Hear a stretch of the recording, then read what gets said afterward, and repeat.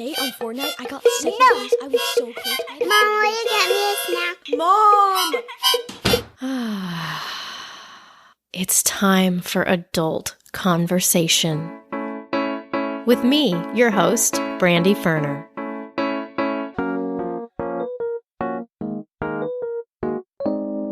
Hello, Adult Conversation podcast listeners. In this episode, I bring back one of my favorite people, Kathie, who is like the ghost of Christmas future with her ability to see the big picture of motherhood since she has 7 grown kids.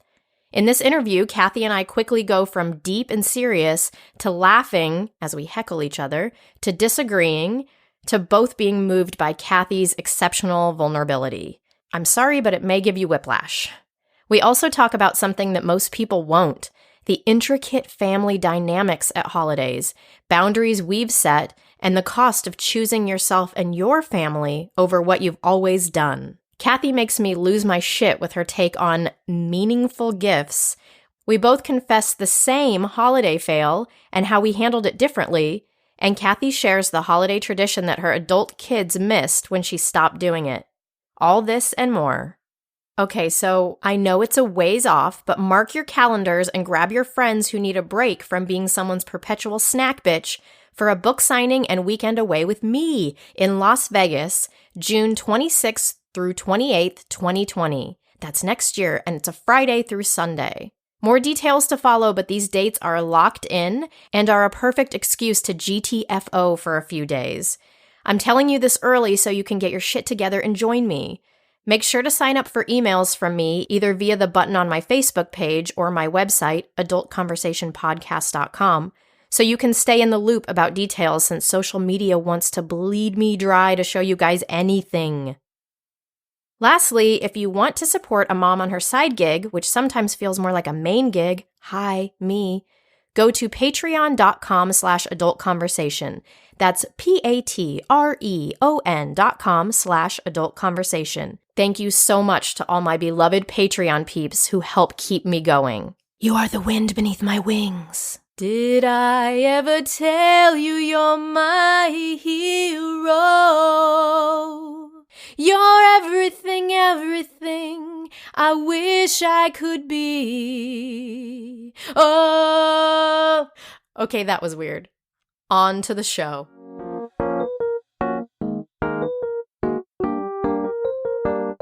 All right, so today on the podcast, we have with us Kathie Neff. Hello, Kathie. Welcome. Hi, Brandy. So I brought you back because everybody loved you and I love you. I mean, listen to your voice. You're already like soothing me into whatever this is about to be. You're so sweet. So I know you have some great insight on how to keep your sanity in the holidays and how to set boundaries during the holidays since you have 7 grown kids. I feel like when you have 7 kids, you have some things in place that other people maybe don't. So you have a lot that you're handling. And so I want to pick your brain about actually some of the more like, this sounds real corny, but like the heart-centered stuff, like more of not as practical of things, but just how to deal with family stuff and feeling like you're good enough. And you're always such a great person to talk to this about because like the episodes you did before, the long game of motherhood, you always set me straight and keep me back on track and help me see the big picture. So like in Scrooge, you're like the ghost of Christmas future. You come and you tell us like tales of warning and also tales of like, here's light at the end of the tunnel and all of those things. So no pressure, but you have to do all of that today. I want to talk to you about some of the less practical parts of the holidays and, you know, this tricky part, which is family dynamics, boundaries, keeping your heart intact, like maybe actually enjoying yourself instead of overextending yourself or sacrificing what's important to you to make others happy. And I know that there are people who tend to be on the people pleaser side of things, which I think a lot of us women tend to be somewhat closer there than maybe some of the men. So I think that this time of year is really rough for that personality type. So us women who maybe are learning to set boundaries at holiday time, all of a sudden it's like, well, but it's the holidays. Like we can explain it away. One of the things that is important about you is that you were a motherless child. So you're your take on this, which I always find so fascinating, is you do such a great job of nurturing and loving and being a mother, even though you weren't shown that by your own mother. So you always bring a perspective to it that just blows my mind. So once again, no pressure, but you have to blow our minds today. Okay. How do you decide who to spend your holidays with all of this family? So we have a tradition of having our family Thanksgiving usually at our home. A couple of times it's been one of the kids' homes, but like for a while we had Thanksgiving every other year on Thanksgiving and every other year on Friday to allow the ones who have partners, spouses, to be able to have a freedom with their gathering with the other families. Okay. But for us, some many years ago, it got complicated. My stepmother didn't really enjoy children much. And so when she started to kind of be mean to my kids, then we just said, no, we're here. And it's been many, many years that we've done that. So, okay, you just went in like right for the throat, right immediately, which is great, which was one of my questions, which is how, because I know this story and I know about the stepmother, but so you say that just like, oh, and then we just decided we aren't going to go anymore to her thing. But I know for the listeners out there who have similar situations of people they don't want to spend a holiday with, who are, whether it's they're not nice, they're mean, they're abusive, whatever level of that is. How did you get to that place where you felt like you could make that choice and that you weren't in the place of like, well, but then the kids will miss out on family. And then I know that she's really mean, but I mean, we are her family, like all of that mental stuff. How did you get through that and come to that? Yeah. So I think it was feeling like I needed to protect the kids from it.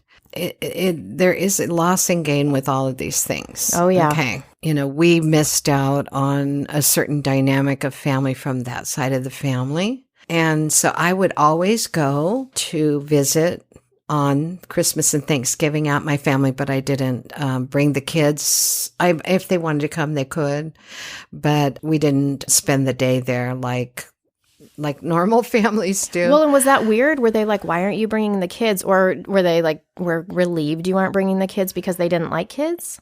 Like, was that an elephant in the room? So my stepmother, no. So you have to understand, I grew up in a family that didn't really communicate. There was love, but not a lot of communication. And so I think I just said something like, well, we're going to celebrate at our house every year, and you guys are welcome to come. And it was never brought up again. So your family is one of the families that are totally okay with like a rotting corpse in the corner that are just like build a wall around it and just like, what? There's no smell. Hi. Well, and fine. That's very interesting too, because just like in many families, my siblings have their own experience of that family. And so I do not regret it. I do not regret it after all these years, because I just feel like we did the best we could with what we knew. And what we knew was it was not a welcoming place. And it was mostly my stepmother. And even though my siblings would not agree, they're not me and they're not us. Right. And so how was it not welcoming? What kinds of things were happening? Are you okay with talking about like some of the, because I'm wondering for the listeners who are in a similar situation, like they might think, well, oh, she must have hit one of the kids and that I would never let my kids go to that. But so I'm wondering if you're okay with talking a little bit about. Sure. Yeah. It was more like, oh, are you bringing all the kids? Or no, just the ones we love. I mean, like what? Like it's ridiculous. And it was like, every time we were welcoming a new baby into our family, and it's, it was in an age when not a lot of people were having big families, but we were. There was like, oh, brother again, I mean, sort of just a meanness that was not the way that we tried to be with our kids. Yes. It was not the way we tried to be. Even Christmas presents, so the two kids who were closest to them, they got an Atari that year. The kids still talk about this. These are kids, not your kids, but other cousins. Yeah, the other cousins got an Atari, and they got, I don't know, something like Skittles or something. I don't know. It was quite, and on the one hand, I do have a couple things going with my stepmother with this.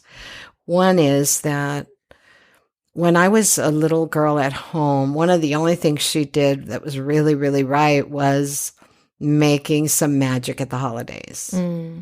That was one thing that she did right. However, when we were there with our kids, it was almost like she was kind of burned out. And I kind of understand that. I mean, I understand being overwhelmed. I understand it's almost like my dad would invite a lot of people, but she wasn't really an entertainer. So in a way that she was having to do the thing that she didn't want to do. And, he definitely wasn't pitching in. And so I see it from that angle as well. But But the way it sounds like the way that it felt to you when you and your family went was unwelcomed, like they already thought you had too many kids. And then the difference in the gifts were obvious enough that your kids noticed as well. Yeah, almost like she forgot that they were coming or that they existed or something. Yeah. But I think the thing that sums it up, though, is that as a mother of a big family, the last thing I wanted these kids to ever feel was like there were too many or they were not welcome. That's the last thing. And it was not our attitude. We had exactly the opposite attitude. We celebrated them, even when it was hard. And they joke about it in the sense that, well, I was talking to my son yesterday, and he said, it was really cool, Mom, when we got to start helping be the Santa Claus with you for the little ones. And I forget that perspective because they could have, resented it, but sure. They didn't. So, well, so then how did you, when you had that awareness come up I don't really want my kids to go somewhere every holiday that they feel unwelcome. Did you let your stepmom know? Did you ask the kids first, how do you guys feel about this? Did you just make this executive decision? I mean, did you waver on it? No, I think we did. I think we more announced it. I think we just announced it. Like, did you call them or were you there? Were you like, after one Christmas, we will not be returning. I did announcement, everyone, ding, ding, ding. I might have said something like, it's really just easier to stay home. The kids have their presents here and, we're not that far. We can drop in, but I think we're going to be at home. Yeah. Yeah. And then nobody had there was no fallout. No. The corpse, everybody was like, we'll keep building the wall of the corpse. Well, I know that's a weird metaphor, but. Actually, they probably talked about it to each other. Because that's kind of how the dynamic that was in my family. But I didn't really care because it was almost like I'm an adult now and I don't have to deal with that. Yes. I don't have to deal with that anymore. And I definitely do not have to deal with that. Watching my kids be mistreated. I mean, I get she didn't like children. She would tell you, I don't like children. And so yeah. I feel you on this. That I have a story that I'm not really going to get into in great detail here. But that same feeling of I'm an adult here. Yeah. I need to protect my kids.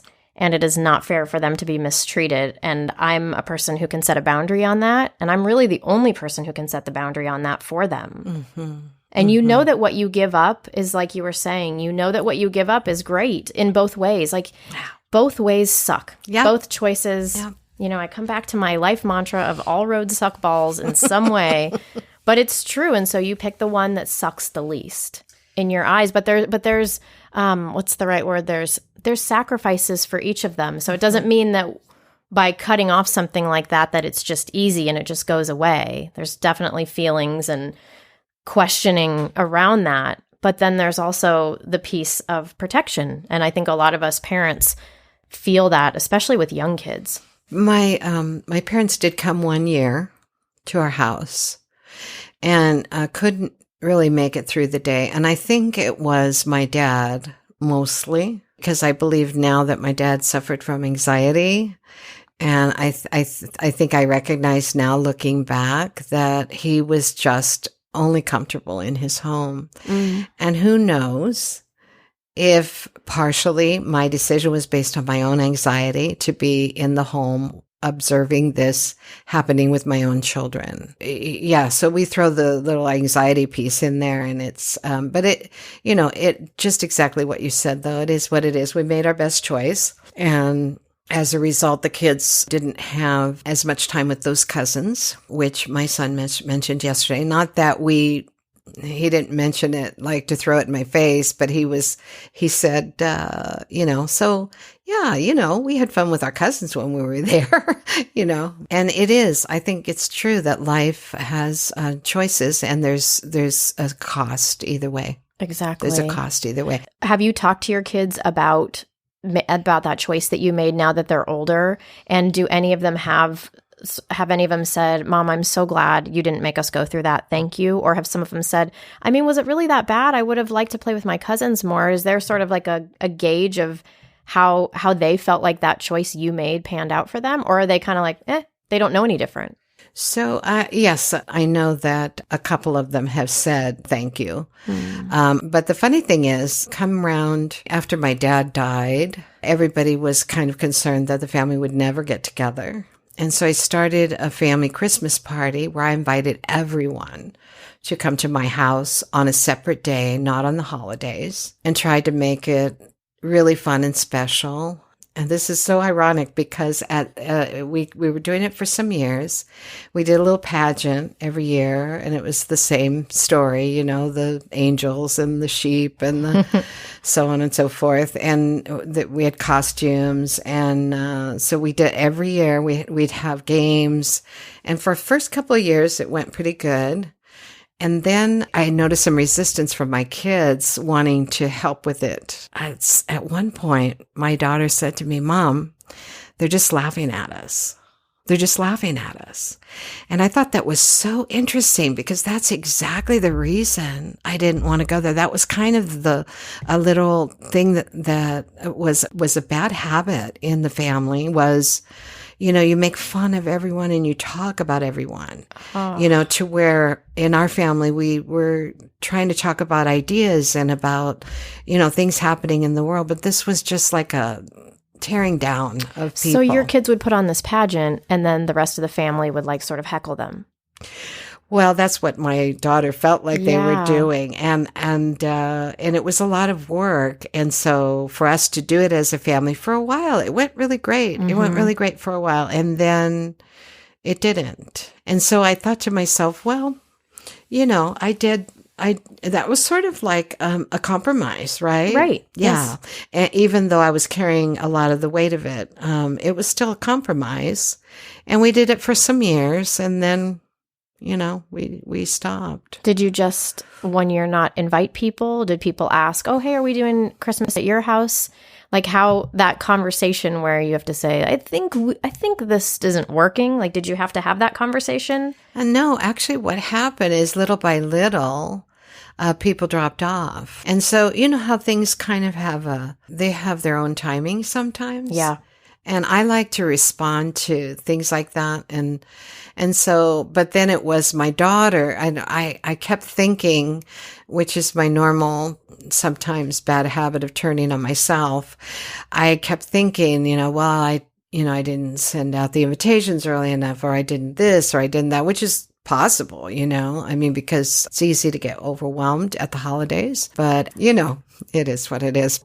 Here's what I always come back to in these situations is it's like, this is going to sound so random, but I can't stand the show Three's Company. And I feel like maybe I've talked about it before, but I can't stand it because it's always a miscommunication. It's like if Jack would just talk to, I can't even remember the girls' names, oh, Chrissy. If Jack would just talk to Chrissy and Chrissy would just talk to Jack, they would know what's going on, and then there would be no episode, right? But it used to make me crazy to just know that this whole thing hinges on a conversation, an honest, authentic conversation. So in a sense, it reminds me of this, which is I don't understand for holidays, or really any days, but specifically holidays since we're talking about it, why two different families or two different sets of people would both show up to something that they both don't want to be at. So that to me, it's like, I don't understand how people do that. And I feel like a lot of holidays are that for families because of all the expectations and the obligation and the guilt and the fear and the different personality dynamics and all of this. And I mean, and there's a way to be super extreme about that, which is like, well, every holiday doesn't have to be only the best people that you love the most. You know, there can be some softness around that. But I feel like we should all have the autonomy and we should all be able to set the boundary that, you know what, this isn't working for me. And as I've found, some people are able to do that and to speak their truth and say what they want and what they don't want for themselves and their family. And they're able to do that with kindness, but also keeping boundaries and autonomy. Like, I'll give you your autonomy if you give me mine. Mm-hmm. And you just cannot control how the other person is going to receive that. And whatever their baggage is around it, you can say it in the nicest, most authentic way. And if that person has their own, you know, idea of what that is, and even if it's different than what you intended, all of a sudden you find yourself with like a big mess. And I think that that's why a lot of people don't set those boundaries, because they don't want the mess. Mm-hmm. But so by not wanting that mess, then they accept the mess on the holiday. And then the night of the holiday or the day after, they go, oh, you know, I that really wasn't fun for me. And it was annoying to have so-and-so who I know doesn't give a shit about my family or whatever. And so, I mean, again, I don't know what the right answer is there, but I think that that's a struggle for a lot of people, is when to put up a boundary. And if I put up a boundary, does it ruin everything? Yeah. Yeah. So when I came from a family with no communication, then I built a family of like founded on communication. I mean, to the point that we had the kids, we would have these little sessions when they were little where they could draw pictures or write their feelings and talk about their feelings. Like we made time for that. Like that was a thing we did. Yeah. And I think as a result of that, we do have better communication. It's still always going to be human communication, exactly. Which is flawed. Broken at best, you know. But I did notice when I was asking the kids about what, if they had, you know, I was asking them their favorite memories of the holidays, and if they had anything that they remember was kind of a downer, they were very resistant to go there. And was it because they don't have anything to say, or because they just didn't want to talk negatively? I feel like they sometimes try to protect me. And so anyway, 3 out of 7 answered the negative question, and then the others dodged it. And what was your question specifically? I said, well, the first question was, what was your happiest memory of the holidays? And they went there. I mean, that was really actually fun because it sort of grew like a long thread in the text. But the other one was, what was something that was problematic for you based on, you know, somehow my lack of organization or something? It was very interesting to see the different methods of dodging. And I coming back around, you know, hey, you forgot to answer the question. You know, it's like, what question? So, but I feel like even though we do not have perfect communication, we keep coming back around. We keep trying. And so finally, when I nailed down one of my daughters, she said, "Mom, why would I do that? Why would I go into my memories and look for something negative? Why?" But so that's interesting that there's not something just on the surface. Like for her, she would have to dig for something. Yeah. I think that's different. I think that speaks to, I'm just going to like give you the full out here. I think that speaks to, there's nothing on the surface like that she said that she would have to dig. That would mean like, well, if I really had to think about it, but you know, if it was right there, if it was like, God, my mom never did whatever, it would be right there. And so maybe she's lying. I mean, there's also that, but I mean, knowing you, I doubt it. But what were some of the gems that you got from them about the happiest memories? Oh, about the music in the house, about some of our little rituals. We had little rituals building up to the holiday where we would use candles and sing songs, and that was mentioned, just being together. And then there were, these tales of Santa Claus bringing a bike to one, and then the other one said, and the next year mine was stolen. And it was just this, childhood memory kind of a thing. But Right. mostly I think the things that we did year after year. One thing that was mentioned a lot, we went to church at night, the night before Christmas. And when we would get home, they could open one present. They could pick one present to open because we didn't celebrate presents on Christmas Eve because Right. I wasn't that organized. So they got to open one present under the tree, and all of them mentioned that. They just loved it. They loved it that when we got home from church, we could open that present. That is so simple. Yeah. Like that right there is so simple. And we're in an era right now as mothers that we think that moment that our kids go, what was really the greatest is going to be when every night for 30 days we moved an elf and made it do weird shit in the kitchen. Like the standards that we have for the amount of work we have to do to get that sort of a response years later is so high. And I just love your reminder that it's like, no, just opening a gift on Christmas Eve night could be a wonderful memory, and we don't have to do all this other stuff and the gingerbread houses and all of those things. I mean, some of those things, and I think this is where we all get screwed up, is we're like, but what if the gingerbread house was the thing? It's like, and our kids' personalities are so different. So it's like, I almost feel like we just go overkill so that we make sure they have a memory, but then we're exhausted and actually don't enjoy the holidays like we wish we could. So thank you for that reminder of just the most simple thing. That's not a thing. It's just like you got to open a gift early. Yeah, and that felt like rule breaking, which kids love.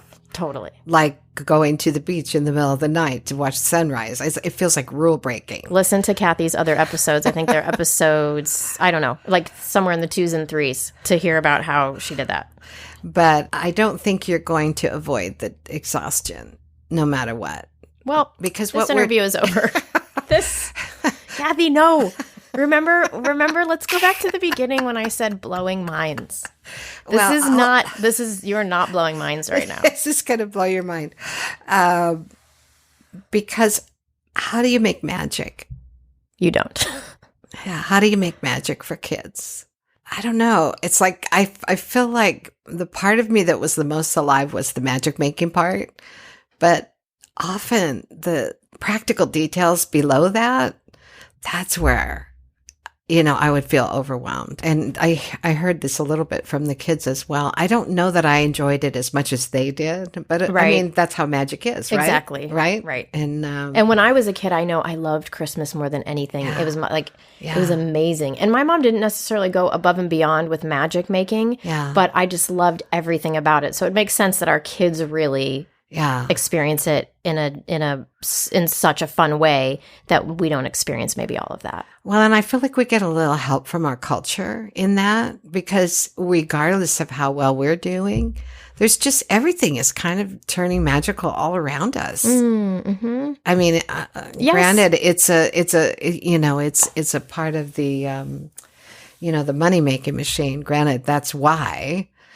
But I mean, when you see a tree and it's lit in the night, when you go to, do some regular shopping and you hear songs and, Right. Which I know are hateful in some ways for people who don't, like that particular message. It's like, oh, there they go again. Right. There's the angels again. There's, but it's almost like you can't help but get caught up a little bit in the magic. Yes. But I do recall a lot of exhaustion. Well, okay. Like, so no. now I'm going to pull the train back on the track. So then what? So is your take on it? Like, don't try to stop the exhaustion because the exhaustion is going to be there regardless. Or looking back, Are there things that you would have done differently? Do you wish you enjoyed it more? Or looking back, are you like, the exhaustion was actually part of the magic? Please tell me that's not true. Well, my practical brain is telling me that anytime I'm doing an event, there's a certain level of exhaustion that comes. And that's what we're doing for our kids. Like, we're creating this major event, however we do it, even actually whatever tradition we're from. It's an event. And so at some point, depending on what's going on in the rest of your life, you reach a point where you're either, kind of right on target, ahead of the game, or you're way behind. And I used to kind of resent some people's way of sort of checking Christmas off a list. Don't be offended, Brandy, because I know you're a good shopper. Wow. I know you're a good shopper. You're way in advance. Did you just call me offensive? Is this where this is going? Okay. But as I every year someone would ask me, "Are you finished with Christmas yet? Are you finished?" And I say, "Well, I've never missed one yet." And I was that person that would, the last week of Christmas, I was like, oh my God, no. You were like shopping like the 2 days before. Oh, even on Christmas Eve.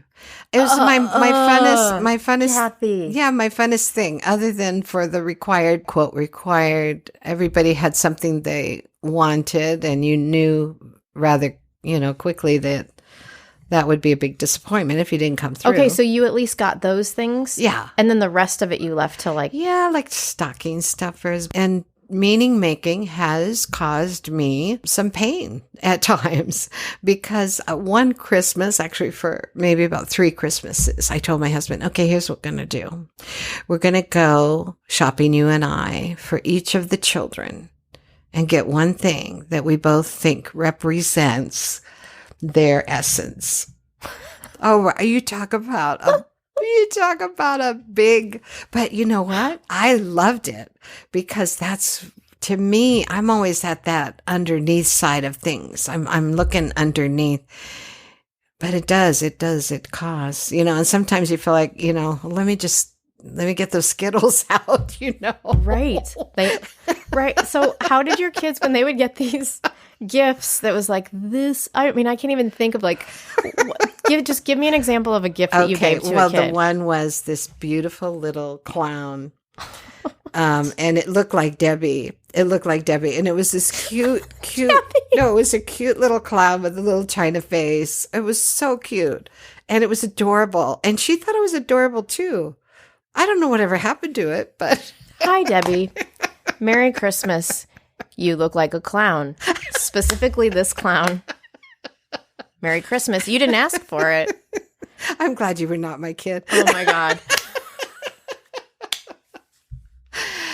Yeah, okay, I can't think of any. That's the one that pops to my mind. It was an over the top idea, and that was in addition to what they asked for. Totally. Okay. All right. We're good. We're good. We're back. Totally. Okay. But here's the thing. I do that to myself.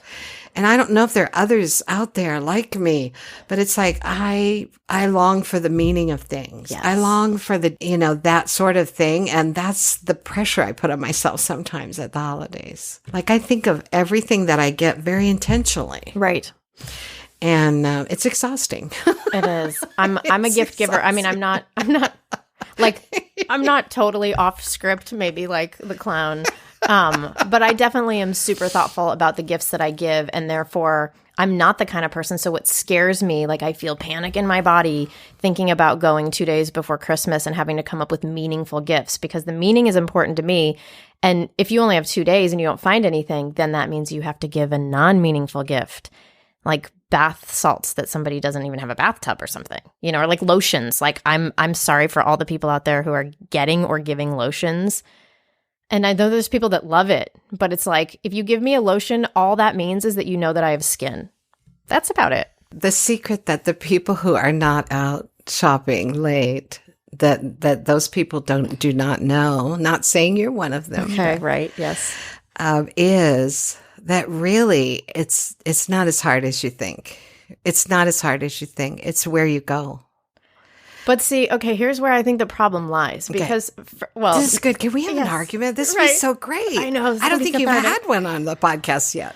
So I think this is just the difference between you and I, because for me, like meaningful, I think in my mind is useful, and meaningful in your mind is like below the surface, like how would I say it? Like a soul meaning that actually doesn't have to make any sort of fucking sense at all. Like you look this clown, like you look like and represent this clown, and now you will display it. But for me, it's like, so she just got a clown figurine that just sits there and reminds her that her mom that she looked like a clown. So I just think that this highlights maybe one of the differences between us that I treasure. Oh my God, also. But wait a minute. You know what's so funny is I brought you a gift when I came here today. And I don't know, maybe that had something to do with the essence of you. I gave you salt and pepper shakers that are they're magic wands, and there's little holes at them so that you can sprinkle them over food. Enough said. This is perfect. Yes. So maybe those aren't technically, like, I'm thinking I give really thoughtful, meaningful gifts, and I kind of just gave you garbage, but I thought it would make you smile, and I feel like I could just see you because of your magic side, just dousing, at holidays, dousing your you got your it. Turkey with, magic. You gave me something of meaning. Actually, there's something that I wanted to go back to that you said. I was at a friend's house yesterday, and I was reading a book that she had that was called Stop Walking on Eggshells. And it's for people who have somebody in their life who has borderline personality disorder. And I think it could also go for other mental illnesses.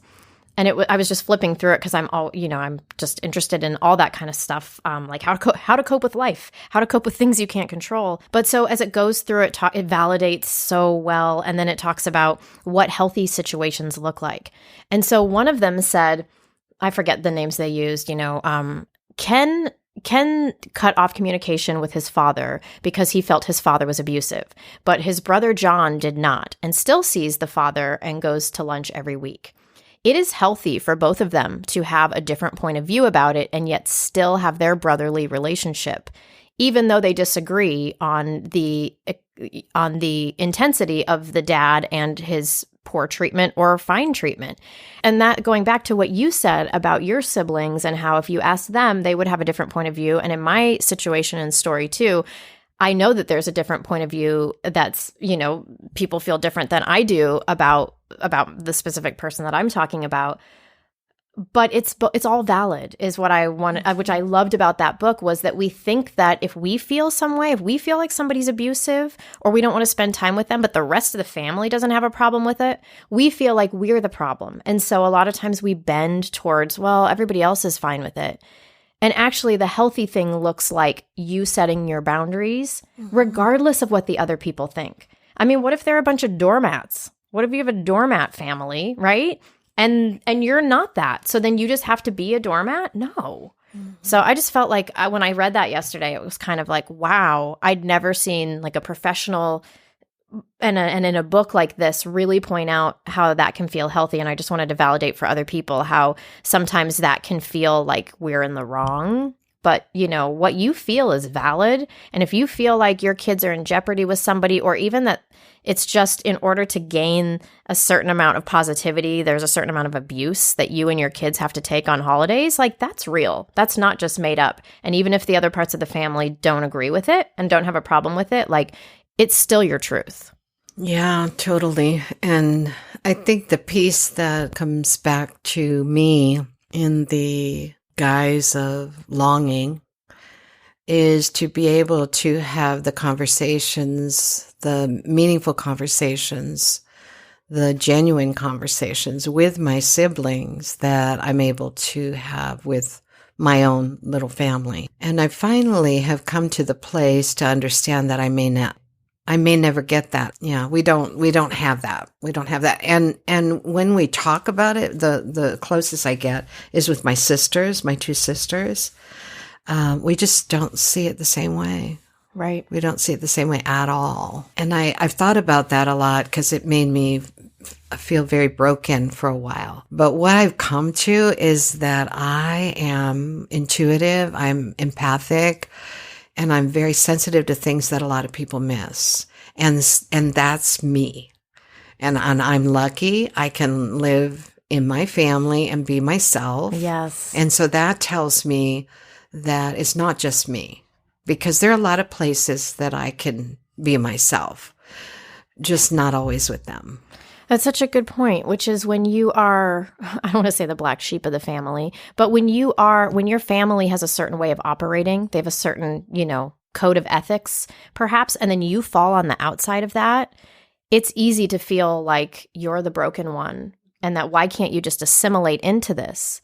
But that doesn't, but we know the fallacy of that, which is you be true to who you are. Yeah. And if you need to make certain changes or something is too much for you or something is not enough and you want to speak up about that, you have every right to do that. And I always think, especially if it's done with kindness, right? Like there's a way to be loving and kind and still set the boundaries. Mm-hmm. To be true to yourself and what your needs are and what your family's needs are, like your own little family, I think is so important. And it's also it's a new place for many people to be in when they have small kids because they're used to being one of the kids. Mm-hmm. And then all of a sudden they become the parent and it's like, wow, my abusive, for example, like my abusive aunt or whatever, I could always put up with that. But now my kids, like I'm the protection for them. And so you find yourself having to make hard choices that you never really maybe felt like you needed to make for yourself. But when you've got little people who don't know why the aunt is like that and that it's not personal to them, she's just a bitch or whatever, there's somebody who's got to stick up for the kids there. Yeah, most definitely. Yeah. And we just, I'm a firm believer. We just do our best. I would like to say a word to those who are still trying to figure it out. And it took me a long time to figure this out. I mean, a long time, longer it seems like than it should have. And so I would just say to you, just be on your own side when you're in the struggle, because it's not easy to come to that choice. And it's not easy to figure out, well, why am I the only one that is seeing this in my family, Right. Yeah. Oh my gosh. It's a lonely place. Yeah. And then you feel like almost like, am I being gaslit or am I oversensitive? Mm-hmm. But and that's the thing too, is like, but wait a minute. And when you really think about it logically, like I just require that my kids and myself aren't around somebody who is toxic or who likes to make fun of us or push our buttons or make us feel bad. That's a really reasonable request, And so I think we sometimes have to think about what am I asking for? Because those of us in those situations feel oversensitive, feel like maybe we're asking too much or we're demanding. Mm-hmm. And then it's like, no, wait, go back and really look at what you're asking for. And it's not too much. It's like basic human treatment. It's like, that's not too much. Yeah. And bottom line for me, my filter was, is it okay to be myself here? Like to know if this is a safe place, if I should be here or not. Is it okay for me to be myself? And allowing myself to be on my own side, to say, yes, it's okay for you to be yourself. And then if it becomes uncomfortable, then, just back away or, do something else. We're not very good at conflict in my family.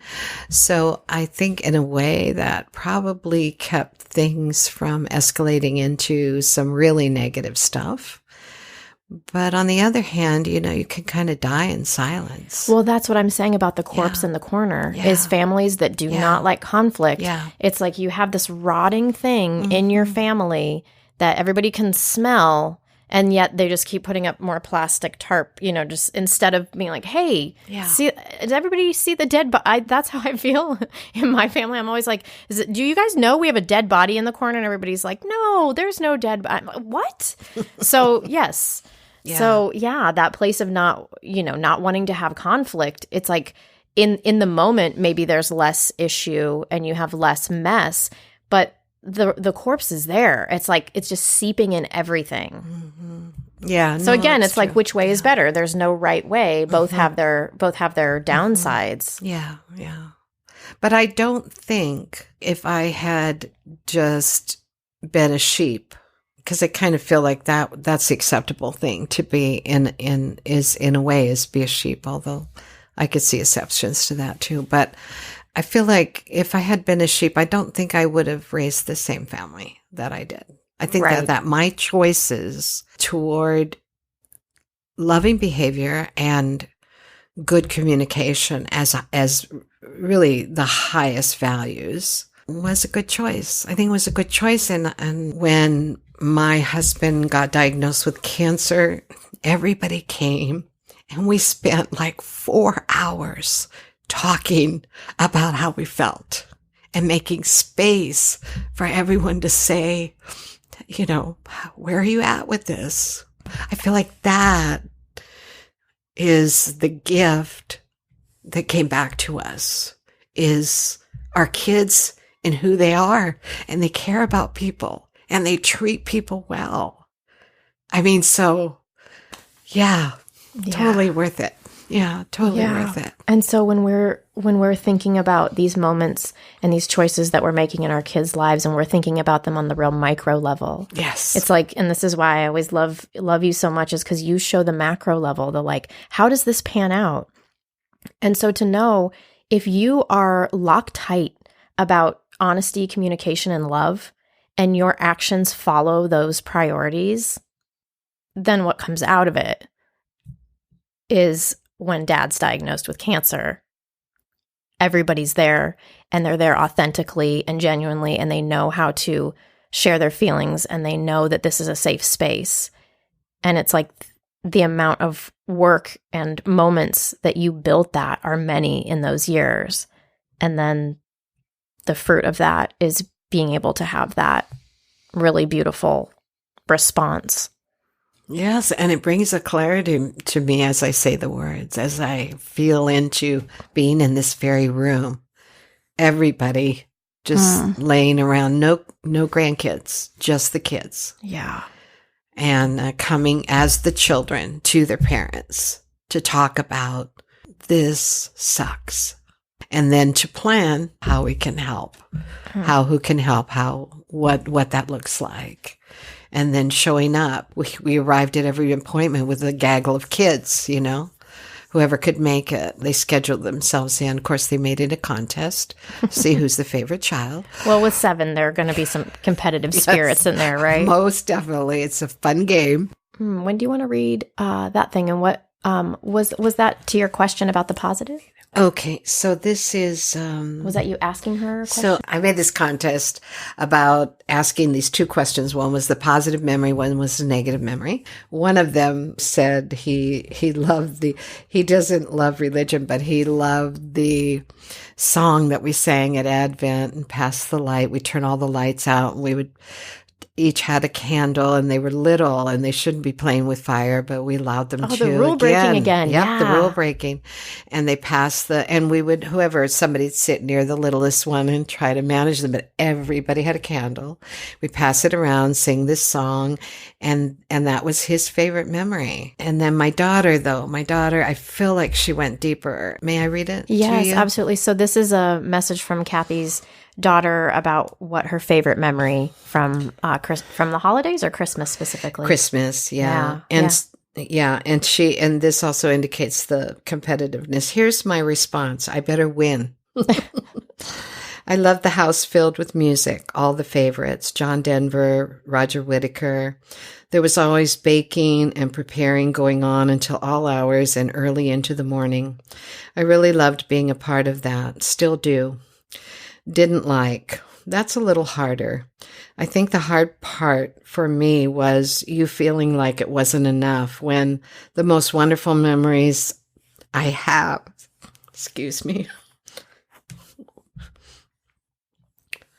were always more than enough. I mean, I get it. And I have the same feelings myself as a mom. But what I remember most fondly is the time spent together. And that one sort of broke my heart open in a good way, because she really dived in deep and saw not just her own memories, but also her trying to provide memories to her 3 boys. And also, I think, when we were raising our family, we didn't have a lot of money. I mean, we had a big family. We were both, just kids when we married, really.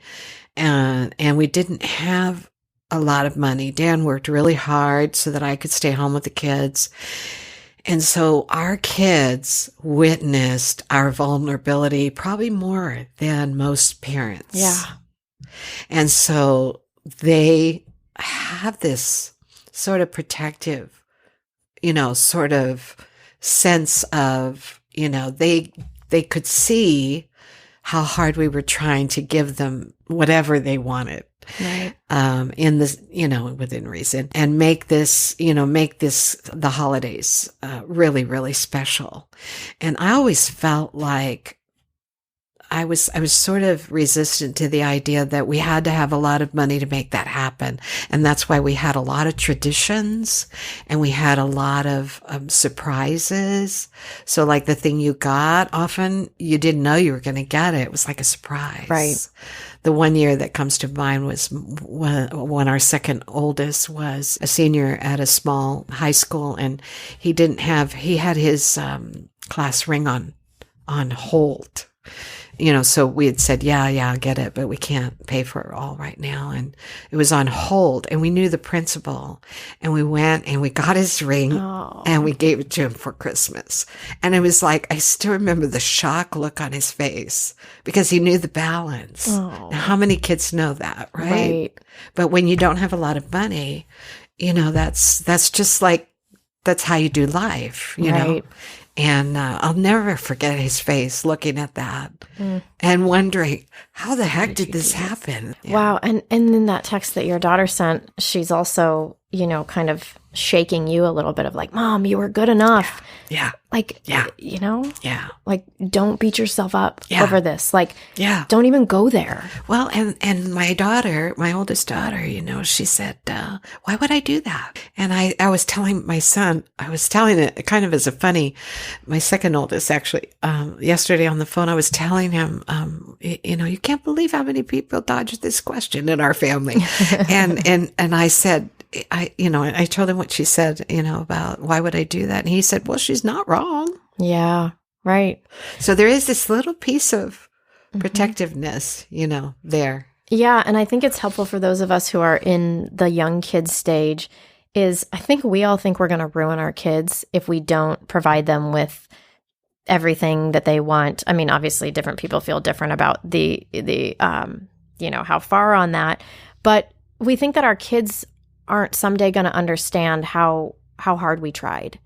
And so you give a beautiful illustration of that, which is your daughter saying, Mom, it was enough. So all of us who feel like we have to scramble to the nth degree, it's like maybe we can pull back because we know that as adult children, they come back to us and go, I know you were trying to do the best that you could.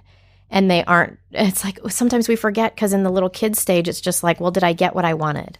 And so it seems very like concrete, but we don't maybe realize that they grow up and that they see the perspective change.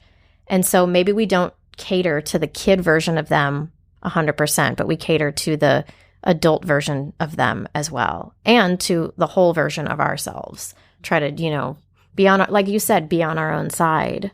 Also, I think as I go back, when I think about forgiving my stepmother and forgiving my childhood in a way, I realize that the one thing we did different that I think has made all the difference is that we said we were sorry when we made a mistake. We said we were sorry and we meant it. So, and that didn't happen in the home that I came from. So sometimes when I think always there's some things you keep from what I think some of the magic I wanted to create was from the creative spirit of my stepmother who created magic for us when we were little. But also, some things you carry on, some things you leave behind. It's like what you always say about you take what you need and you leave the rest. Yeah. So you take the parts with you that really resonated, and then the parts that you felt like were missing, then you create them for your own family. I mean, that's one of the most amazing things about being a parent. And is just this is how I wished it had been done. And it's not necessarily like a dig at our upbringing because we always know our parents were doing the best that they could. Mm-hmm. And sometimes, like you've said, it fucking wasn't good enough. Mm-hmm. Some people have situations where it just wasn't good enough, but it doesn't mean that you don't understand these people had limits and they were trying their best. Right. Also, I think too that it's just like labor. There's not a magic way that you're going to figure out to get that baby out, and you're going to have that certainty. If I just do X, Y, Z, because there's too many variables, and it's the same thing with parenting. It's the same thing with life. There's no magic guarantee if you do X, Y, Z. And I think I went through a long phase of that, particularly when I was younger, thinking, my parents didn't raise me with a very solid religious, upbringing. And then, that just got all blown out of the water too. It's just like, so it's like, no, there's no magic answer. Yeah. Except I think to keep coming back loving, to keep loving, to like, no matter what. And, I said this the last time and I stand by it. There's nothing you can do that I will not love you. There's nothing. I can't not love you. And that's a big thing. And I think to be clear about that too is, I know when you're talking about it in this context, you're talking about with your little core family. Yes. Because I think sometimes people who tend to be maybe more people pleaser types think, oh yeah, I have to be loving, which means I have to just give myself up to make other people happy. Yeah. Like that idea. So that when we're talking about being loving, we're talking about with your core family, like your little nuclear kids, and also yourself.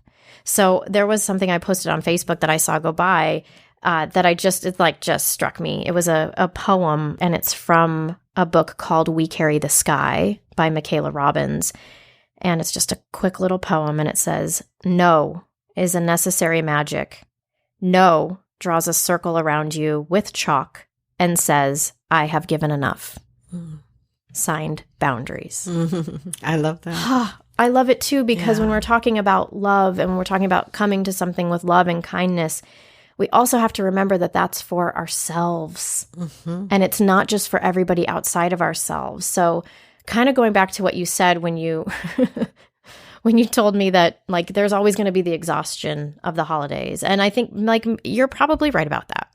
So maybe my quest to figure out how to have it be stress-free and not exhausting is stupid and pointless. But there are some important parts about that quest, which is, okay, if this thing is not, we can't fix it, there's no magic way to have it happen, but also not have it be taxing in some sort of way. Maybe we accept that there's going to be exhaustion, but maybe what we can control on it is what kind of exhaustion are we willing to take on and how much, right? So it's like, if you think about it in terms of, there's the exhaustion of the logistical, presents for kids, how much of that you're going to do or not do.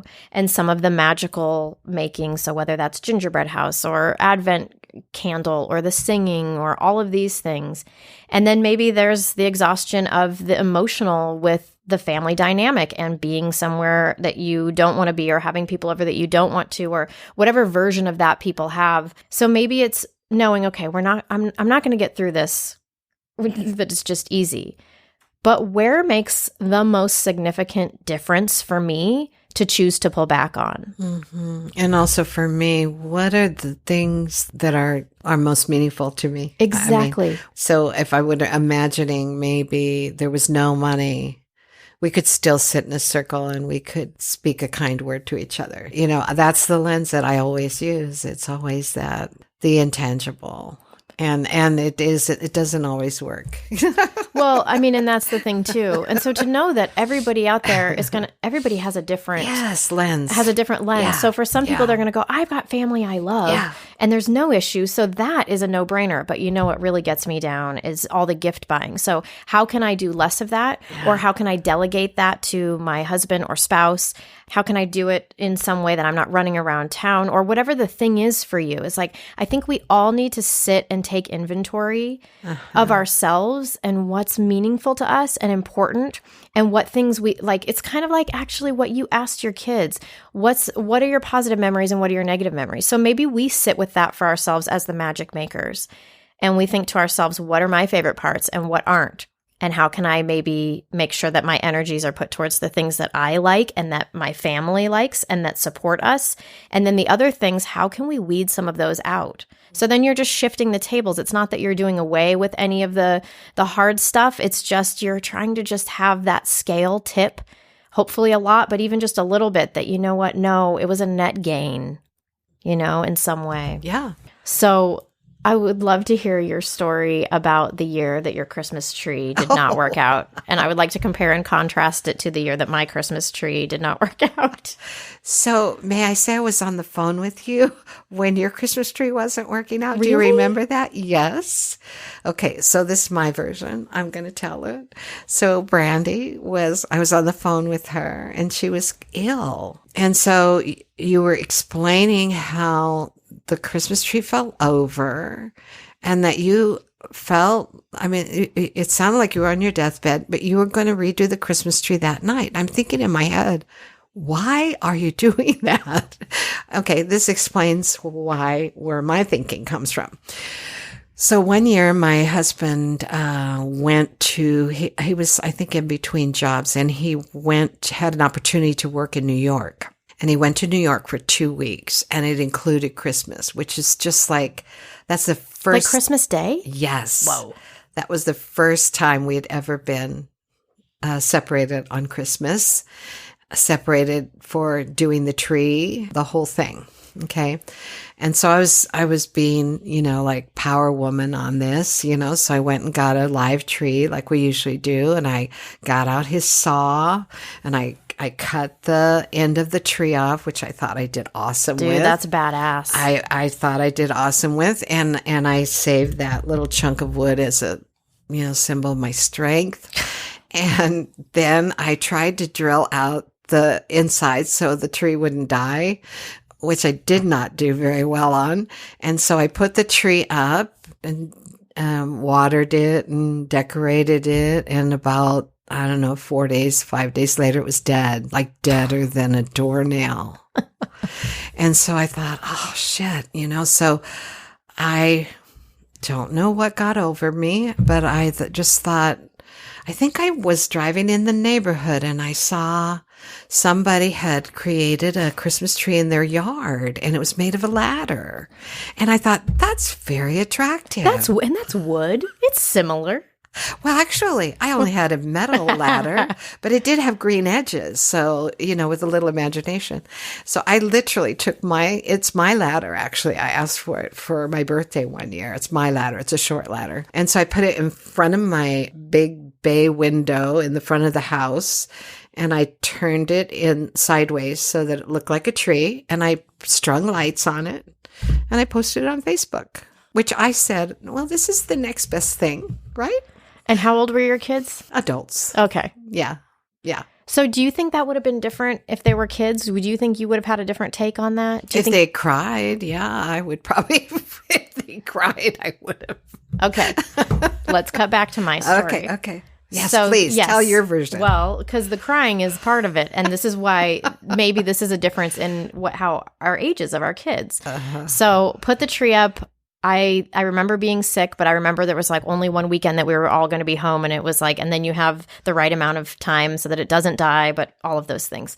So we put it up and it's one of those moments when you're at the place and they're cutting it and you're like, that looks a little bit not right. But as me, I'm like, I don't want to tell this cutter how to do his job. So it's probably fine. Well, then we get home and it's like sort of slanted in the stand. And so I'm like, I should have said something, But so anyway, we decorate this whole thing. And at some point we're looking at it. And I think back then my kids were my daughter was pretty young. I think she was 2 or 3. So then my son is 9. And so anyway, we've just decorated this whole thing and all of a sudden it falls over. The whole thing, yeah. And you're laughing at me, which is fabulous. So it is pretty funny. And the best, so it falls over and there's these 2 or 3 ornaments that are really meaningful to us. And one of them was my daughter's footprint and it broke. And so I saw that it had broken and I completely started crying. I'm not in those situations. I'm not an immediate crier, but it was the getting the energy to go do it, all the work that went into it and all of that. And then my kids putting it on, all the stuff on, and then thinking that was broken. So I just immediately started bawling. I was done, right? I was just like, this can't be real. And then my kids I could just see them. They were like, what? And then they looked at me and then they both were like, eh. And immediately then, so it's then my 3-year-old is crying and then my 9-year-old's crying. And so my husband was over in the kitchen somewhere. And I know in that moment, he was like, who are these people? Like, these people are so fragile.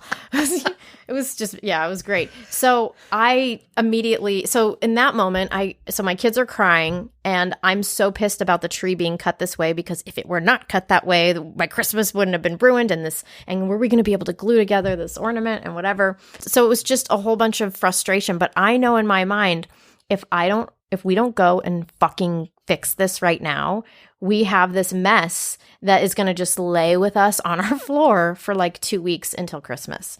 So I think what I've been taught to do is pull myself up by the bootstraps, and instead of taking the ladder tree, because I've got kids crying and I'm in my head like, we have to now fix this. We have to teach our kids that when things go bad, you get back into it. Or I wasn't consciously thinking that. But so we went to the tree lot and got another tree and started the whole process over. This was probably like at 5 p.m., when you're done with it all. Yes. And we glued the ornament back. And so then we had a lovely tree. And you can bet your ass I was real clear about how to cut the tree so that it wasn't slanted when we went the next place. So anyway, I know that you and I do things differently. Like, I have my Christmas shopping done usually really early, and you, it's like gives me panic to even say it. You go out like the day or two before and find quote unquote meaningful gifts. So I know that's different, but I think too, if I had older kids, if my kids were older, would I even do a tree? Like, I don't even know that I'd give a shit about any of this stuff because they were older, but because that moment happened and they were younger and we were all crying, it was like, someone has to fix this. And so I swooped in. You did good. You did good. I will tell you that the older children do notice things, and if they get attached to something, and I'll tell you how I learned that. We had one Thanksgiving, and we always have this fruit salad that's made with Jell-O? No, it's a weird one. Anyway, a fruit cocktail and a little bit of mayonnaise. Oh, yeah. And cherries and cherry juice. Okay. And so I was like, I forgot it. No big deal. Kids get here. Oh my gosh, there's no fruit salad. Let's run over the store. We'll make it real quick. And off they go. And I'm like, wow. Okay. Who knew that the fruit salad was so had meaningful. To be a thing. So, with the older ones, those traditions, sometimes they're expecting them.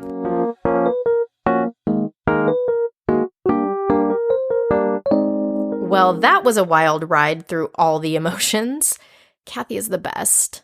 I hope our candid sharing helped you make a tiny or big change towards being on your own side this holiday season. If you loved Holiday Kathie, you will love her other visits to the podcast in episodes 3 and 4, where she talks about the long game of motherhood and also mother wounds. And I'd love to hear what changes you're making and how they're going. You can join me and other listeners in our Facebook group, the Adult Conversation Podcast Discussion Group, where we hash out each episode together. I've already heard from some of you, which is super inspiring. You guys are nailing this. If you're enjoying the Adult Conversation podcast, don't forget to stop right now and give me a rating, please. Or even better yet, a review. Or even better, support me on patreon.com. As always, thanks for listening. Here I am back at the goddamn zoo.